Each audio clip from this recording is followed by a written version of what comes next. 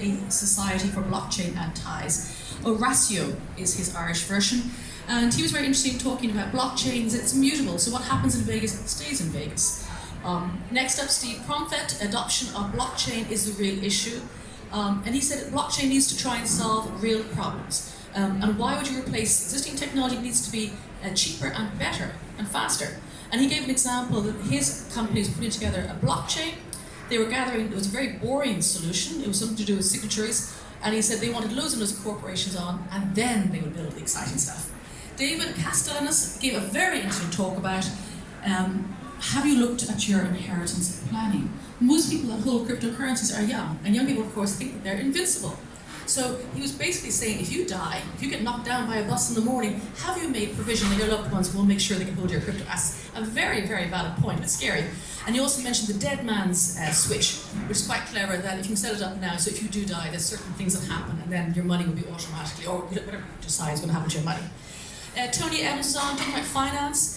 All over the world is very interesting, but the US is a pain. He concentrated on Asia, much better. Even beggars ask for crypto via WeChat. And he said, gave one example of Japan. They still use fax machines in Japan, but they are bat crazy for crypto.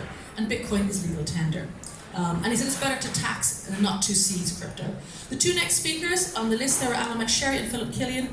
Unfortunately, I was being interviewed for drive time, so I missed it, but do listen out to me in drive time.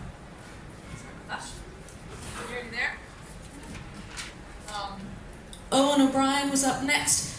If you missed that, that was a very interesting talk, a bit gloomy, but he was saying that there's a sickness in the world. We're a much wealthier world, we should be healthier, but we're not. Our bone density is down, we're more depressed, men and women are weaker, and there's a failure of civilization. So we should be healthier and fitter, and we're not. And there's increased self-harm and depression, and he was quite depressing actually. But he sees in the blockchain as being a solution for two reasons. One, to provide oversight, to reduce corruption, and secondly, decentralization. Greg Chu was up next. He was talking about, he said, the digital revolution hasn't begun as yet. Governance is key. And basically he said smart contracts weren't smart contracts, they're just binary protocols that aren't very smart at all. Dara Keogh was up, GDPR. He was with the Geo Directory, which has a list of all buildings in Ireland, empty, vacant, residential or commercial. One wonders, is the government using that to track down the empty buildings, try and find homes for the people? That's kind of off topic, but interesting. But he is GDPR compliant, but when asked directly by someone in the audience, he said, we are probably GDPR compliant. Until it gets to court, we won't know. So very interesting, blockchain you can't delete, but you can hide. Will that be sufficient? We don't know.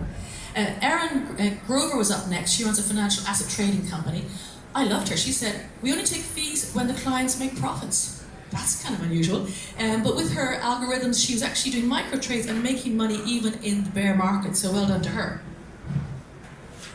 Then we had Dr. Matthew Rose, very interesting. He said with IT, complexity in general, not just with blockchain, drives off users. And he gave a good example of his father who has a kidney condition. And when he goes into hospital, he's got to fill in all these forms and set up all these passwords. By the time his dad gets home, who's not that old, but he's so confused. He doesn't know what password, and he ignores everything. So and also he pointed out that Gartner said in 2022, 95% of all security failures will be customer-driven, customer faults. His answer, biometrics, blockchain, and data privacy. And he also made a very interesting point. He said, what encourages user engagement is to be able to access information using your social media. Sign on with your Facebook or your, Instagram, whatever. But of course, those sites are not safe. They're central, they're often hacked. And his solution is their own platform, so very interesting. Tayfun Karabagi was on talking about education from the Blockchain Institute, and he gave examples of vehicle tracking, land registry, and education. Then we had Uras Barasa Jr. He's a blockchain evangelist, talking about predictions, blockchain marketplace.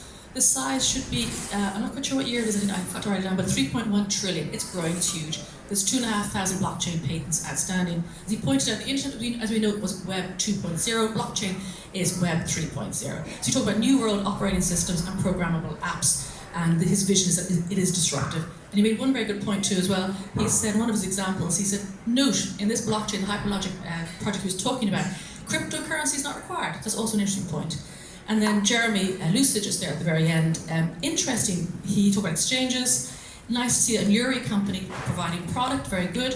He mentioned the Winklevoss twins, who are obviously sort of flag bearers for cryptocurrency in the US. For those of you who were there at my talk, I did an interview this week with the Happy Pair twins, who are convinced now that blockchain is a vegan.